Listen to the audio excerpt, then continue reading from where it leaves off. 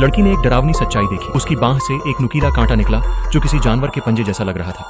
डरकर उसने तुरंत कैंची से उसे काट डाला, लेकिन उसके बाद उसने देखा कि उसकी हथेली भी बदलने लगी है। पूरे हाथ पर तेज कांटे उगाए। इस भयानक रूपांतरण का सामना करते हुए उसे हाल की एक पार्टी याद आई।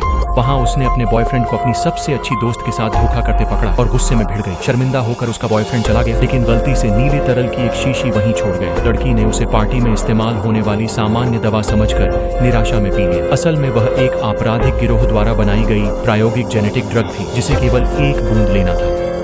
ज्यादा मात्रा शरीर में भयानक विकृति ला दी थी। दवा पीते ही उसने अपने शरीर में अजीब ताकत महसूस की। उधर उसका बॉयफ्रेंड दवा लेने लौटा, लेकिन गिरोह के लोग उसे रोक लेते हैं। झगड़े में उसने बंदूक पकड़ी, लेकिन गलती से खुद को ही पैर में गोली मारी। होश आने पर उसने लड़की को देखा। वह छत से लटकी हुई थी। उसने उसे नजरअंदाज किया और वहां से गायब हो गया। जल्द ही उसकी हालत और बिगड़ने लगी। पहले तो उसने ध्यान नहीं दिया और अस्पताल गए, लेकिन डॉक्टरों ने उसके लक्षणों को संक्रामक समझकर आइसोलेशन में डालना चाहा।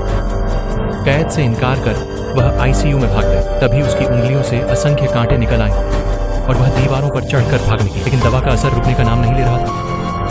उसका शरीर सड़ने लगा, नाखून झड़ गए, लेकिन उसकी ताकत असीमित हो गई। सिर्फ खींचकर उसने एक ओवन तोड़ डाला। वह समझ भी नहीं पाई कि क्या हो रहा है। तभी एक रहस्यमय कॉल आया। कॉलर ने दावा किया कि उसे सच्चाई पता है। बेबस होकर वह मिलने को राजी हुई, लेकिन धोखे से घेर ली गई। होश आने पर उसने खुद को बंद कमरे में पाया। उसकी विकृति और बढ़ चुकी थी।